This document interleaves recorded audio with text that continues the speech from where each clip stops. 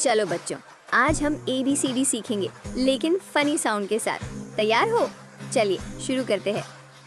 A for apple, pop. A for apple, pop. अरे सेब उछल गया। B for ball, boing.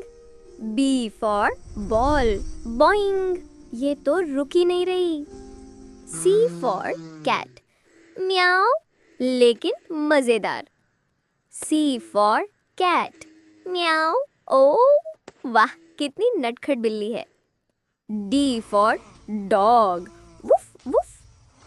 D for dog, woof woof. ये तो बच्चों को हेलो बोल रहा है। E for elephant, पाँव।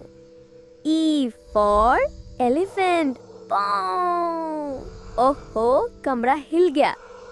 F for fish, प्लप प्लप। F for fish, प्लप प्लप। मछली तो बबल बना रही है।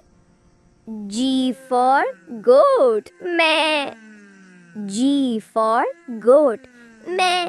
अरे ये तो बच्चों को हंसा रही है। H for hen, कुकड़ुकू। H for hen, कुकड़ुकू। ये तो डांस कर रही है। वाह बच्चों, आपने आज ABCD फनी साउंड्स के साथ सीख ली। अगर मजा आया तो लाइक और सब्सक्राइब करना मत भूलना। मिलते हैं अगली वीडियो में।